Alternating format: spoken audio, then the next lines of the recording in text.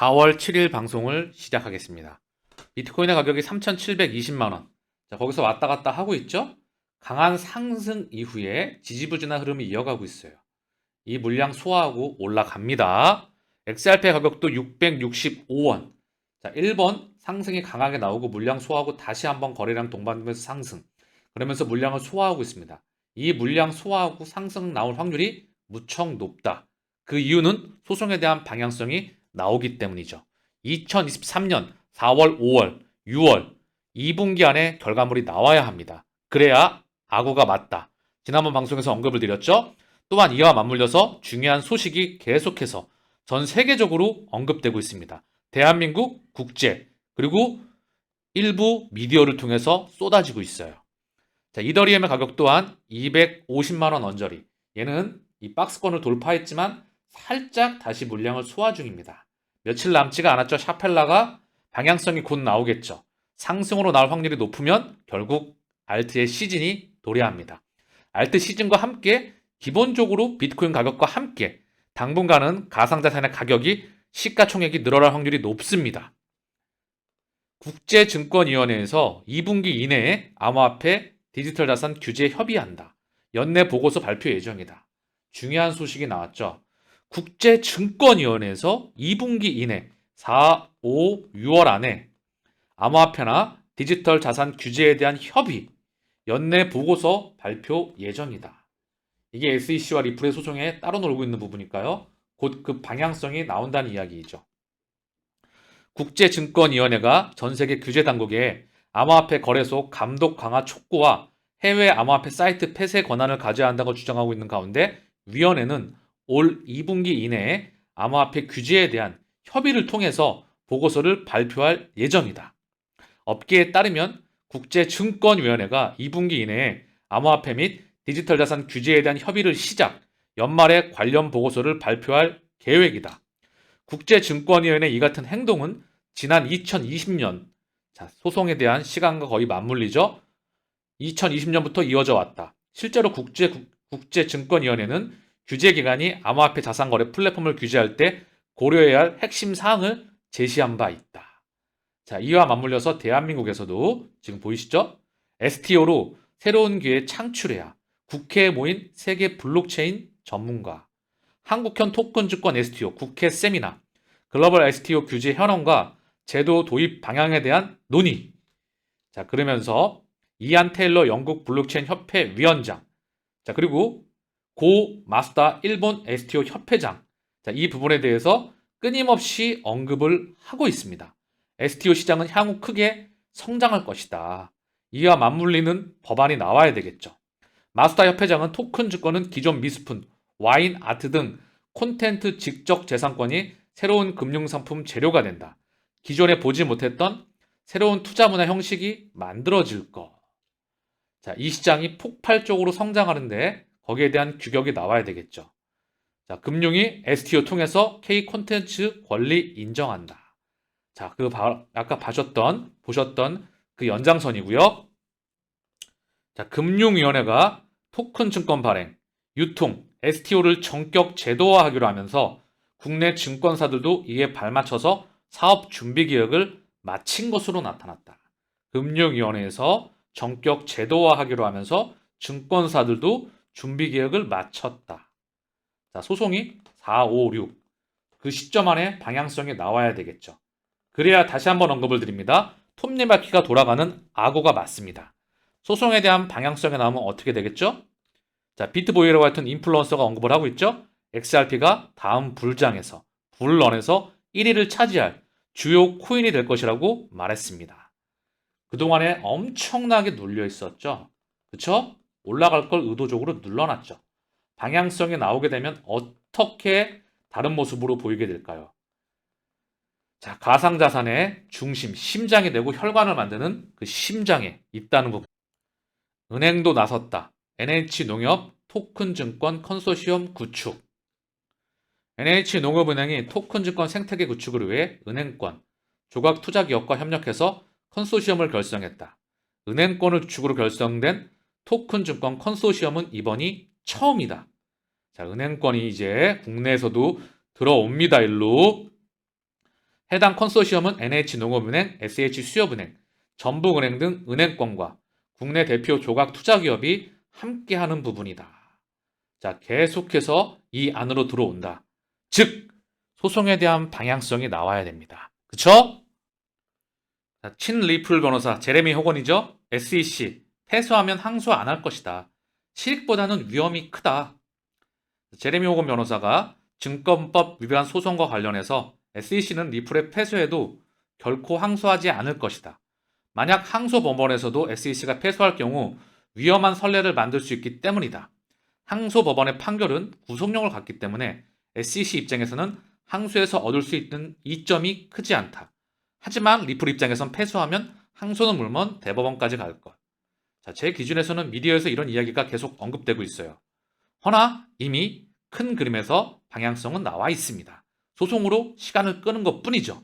상품과 증권에 대한 방향성, 규격이 나와야 되는 부분입니다.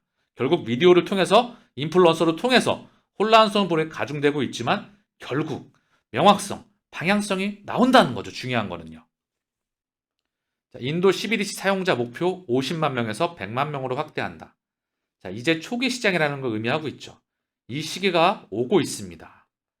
자, 인도의 CBDC와 그리고 혈관에 관련해서 이미 리플이 선점이 끝났습니다. 그리고 아도를 다 쳐놨죠. 인도뿐만이겠습니까? 전 세계의 디지털 혈관을 10년 이상 깔아왔죠. 그리고 인도는 인구가 사실 중국을 공식적으로는 모르겠지만 중요한 건 세계 최대 인구가 아닐까 그런 생각이 들어요. 그리고 걔네는 굉장히 젊죠. 그리고 중국의 공장의 설비들과 장치와 인프라가 다 인도 쪽으로 넘어가고 있죠. 일례로 예전에 삼성전자의 이재용 회장이 자신의 어머니와 함께 인도 갑부, 인도 최고 갑부였던 것 같아요. 결혼식에 1,000억을 썼던가요? 그 결혼식에 갔던 것 같습니다.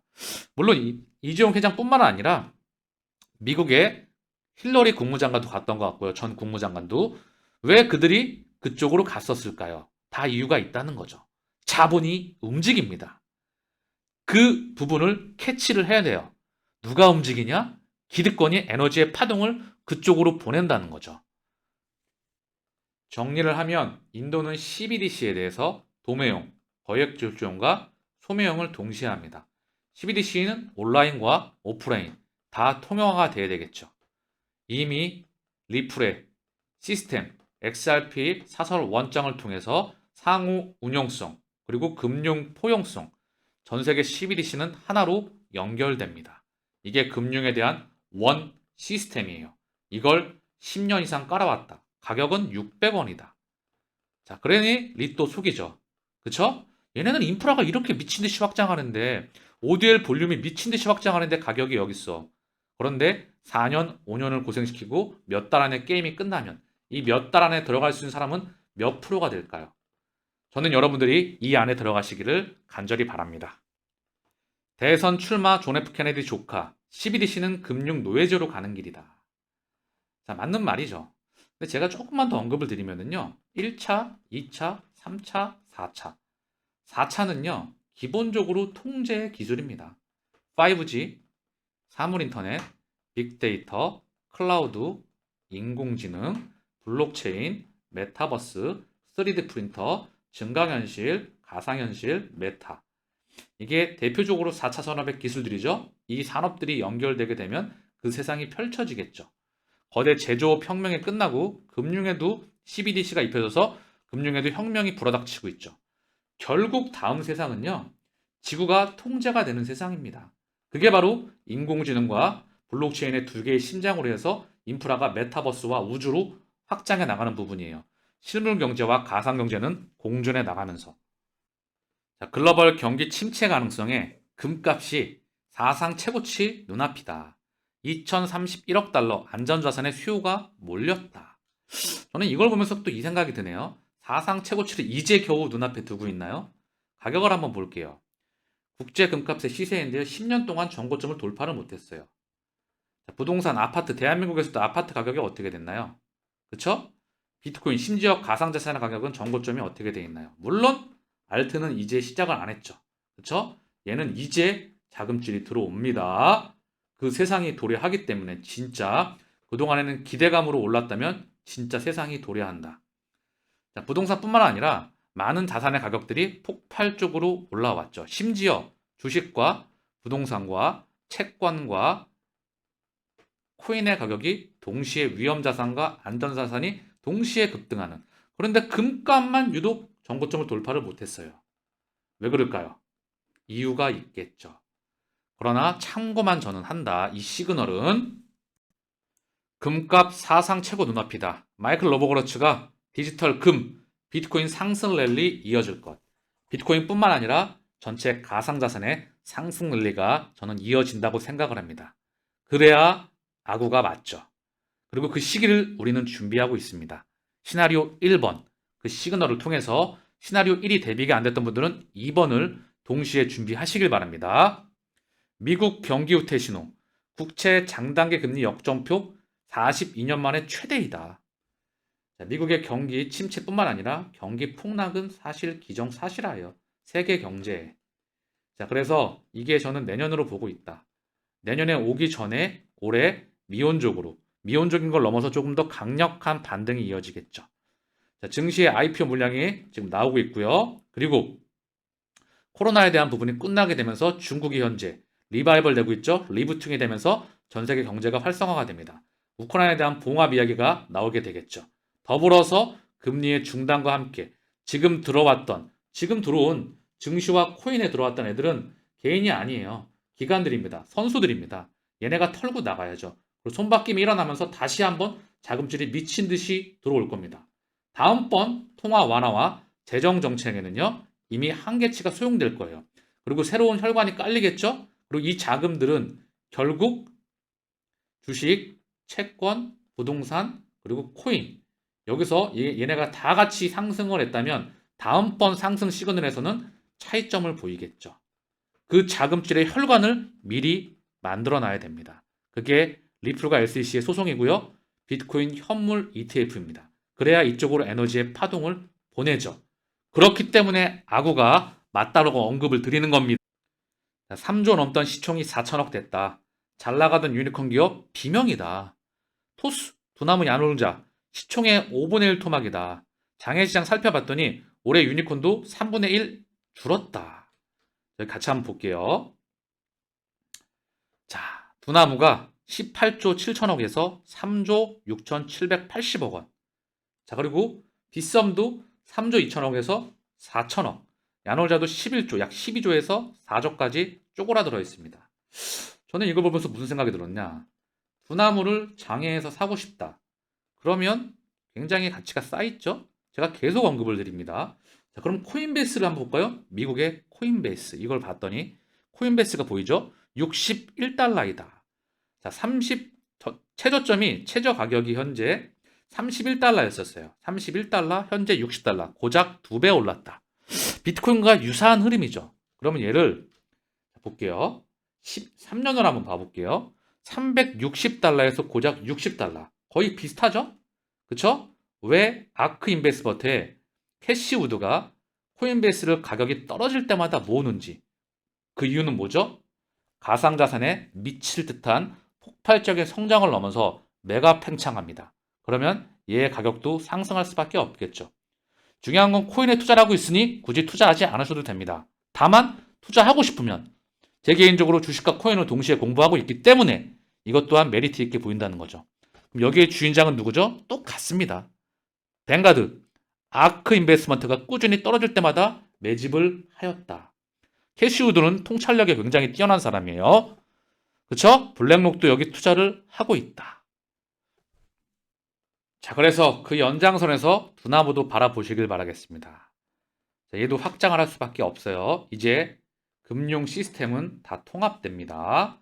그 연장선에서 바라보시길 바라겠어요. 시장이 폭발적으로 커질 때 남들이 침범하지 못하는 독점적인 경쟁력을 가지고 있는 기업은 반드시 성장합니다. 그 가치가 떨어질 때마다 모아가는 건 언제나 유효한 전략이죠. 다만 이건 워렌 버핏의 투자 철학입니다. 지난 100여 년 가까운 투자 철학이었죠. 이 시스템의 에너지의 파동이 코인의 연장선에서 바라보시길 바라겠습니다. 자, 그리고 여기 보면 야놀자가 쭉 나오죠? 야놀자, 얘 또한 자, 이제 사실 경쟁력이 독보적인 기업이죠. 통폐합이 되고 있죠. 한국의 에어비앤비와 우버. 자, 아시아도 다 연결됩니다. 제가 점선면 전략을 언급을 드렸죠. 자, 야놀자. 왜 손정희는 야놀자에 투자했나? 뭐겠습니까? 아시아 거점인 겁니다. 미국의 에어비앤비. 자, 전 세계가 연결되는 그 기점이라는 거죠. 이게 바로 플랫폼입니다. 땅덩어리. 장사하고 싶으면 여기 들어와서 돈 내고 장사해. 그쵸? 자, 손정희 회장이죠. 자, 여기 비전 펀드. 전 세계의 인프라를 4차 산업의 인프라를 다 깔아 나가고 있습니다. 여기 들어온 자금들은 전 세계 기득권의 자금이에요. 이 사람은 운용하는 사람이고 인프라를 깐다. 이미 미래는 설계가 되고 그쪽으로 에너지의 파동이 이동을 하고 있습니다. 자, 실리콘밸리발 은행 위기에 베팅, 해지 펀드들 72억 달러 잭팟 터졌다. 은행주 공매도 매도로 최대 수익, 폭락하는 주식 사들여 차익을 취했다. 은행주 공매도 히트친 미국 해지 펀드들, 실리콘밸리, 퍼스트 리퍼블릭, 크레딧 스위스, 자, 종합 72억 달러 잭팟이 터졌다. 자, 기득권들은 자, 밑방향이건 아랫방향이건 횡보하건 늘 수익을 걷어갑니다. 손해보는 건 개인들이죠. 통제받는 사람들이었으니까요. 이 공식은 지난 수백 년간 인류가 태어난 이래 크게 변함이 없습니다. 다만 그 과정과 시스템이 바뀌는 거죠. 그 시스템이. 이들의 기득권의 의도를 읽고 우리는 미리 가서 기다리고 있는 겁니다. 이미 정해졌기 때문에. 자, 이 마라톤을 완주하시기를 또한 간절히 바랍니다. 오늘 방송은 여기서 마치겠습니다.